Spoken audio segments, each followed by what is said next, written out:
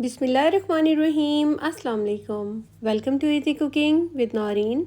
आज मैं आपके साथ एक बहुत ही मज़ेदार आलू भुना मसाला की एक ऐसी चटपटी और ज़बरदस्त सी रेसिपी लेकर आई हूँ जिसे आज से पहले आपने अपने घर में कभी भी नहीं ट्राई किया होगा, क्योंकि ये मेरी अपनी क्रिएशन है। पूरे यूट्यूब पर कहीं पर भी चेक कर लीजिए, इतनी मज़ेदार और आउटस्टैंडिंग आलू भुना मसाला बनाने की आपके साथ कभी भी किसी ने नहीं शेयर की होगी।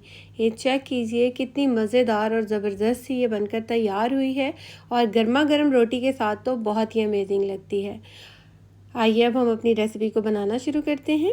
यहाँ पर मैंने सरसों के तेल का इस्तेमाल किया है इस रेसिपी को बनाने के लिए। आप नॉर्मल कुकिंग ऑयल का भी इस्तेमाल कर सकते हैं, लेकिन सरसों के तेल में बनाने से इसकी खुशबू और भी ज़्यादा, इसका जायका और भी ज़्यादा मज़ेदार बनता है।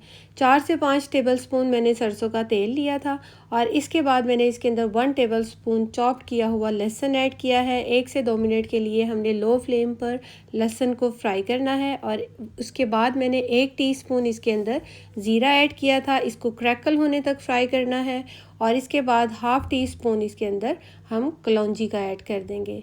इसको भी हम अच्छे से फ्राई कर लेंगे सिर्फ 1 मिनट के लिए। यहाँ पर 1 अदद बड़े साइज़ का मैंने प्याज ले लिया था, उसको मैंने इस तरीके से मोटे साइज़ में कट किया है। ये देखें इस तरह से। अब हम प्याज भी ऐड कर देंगे और प्याज को अब हम फ्राई कर लेंगे। मीडियम टू हाई फ्लेम पर हमने प्याज को फ्राई करना है। आपने लो फ्लेम पर प्याज को नहीं फ्राई करना। इस तरह प्याज जो है पानी छोड़ देता है और हमारा जो खाना है उसका जायका इतना अच्छा नहीं बनता। हाई फ्लेम पर हमने प्याज को हल्का गोल्डन होने तक फ्राई करेंगे। यहाँ पर मैंने लिए हैं 3 अदद टमाटर और ये मीडियम साइज़ के टमाटर हैं। 5 से 6 हम हरी मिर्चें ले लेंगे और अब हम इनको कट कर लेंगे।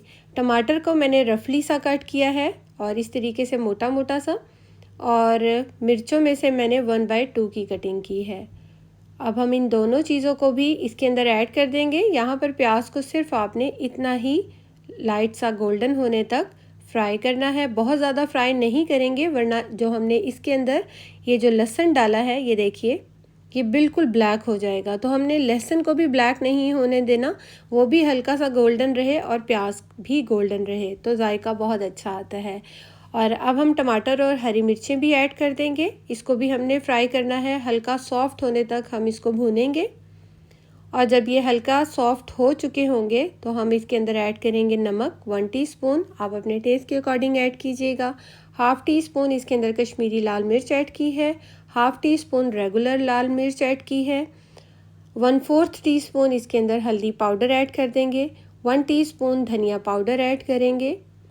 1 टीस्पून कुटी हुई लाल मिर्च ऐड करेंगे और 1 टीस्पून ही मैंने इसके अंदर भुना कुटा ज़ीरा ऐड कर दिया है। सारे मसालों को अच्छी तरह से मिक्स करेंगे। बहुत ही अमेजिंग और बहुत ही ज़बरदस्त सी इस टाइम पर खुशबू आ रही है। मैं इसको सरसों के तेल में बना रही हूँ, जिसकी वजह से इसकी खुशबू और भी बहुत फ्लेवरफुल सी मज़ेदार सी आ रही है। यहाँ पर मैंने तकरीबन 1 किलो से ये थोड़े से ज़्यादा आलू हैं। इसको मैंने सबसे पहले अच्छी तरीके से वॉश कर लिया था। इसके बाद हम इसको छील लेंगे और छीलने के बाद मैंने यहाँ पर इसकी इस तरीके से राउंड शेप में मैंने इसकी कतलियाँ काटी हैं। ये देखें, ना तो बहुत ज़्यादा मोटी हैं और ना ही ये बहुत ज़्यादा बारीक है। हमने बस इस तरह के साइज़ में इसको कट कर लेना है। और ये मसाला भी बहुत अच्छे से भून चुका है और ऑयल सेपरेट हो जाएगा जब, तो हम इसके अंदर आलू ऐड कर देंगे।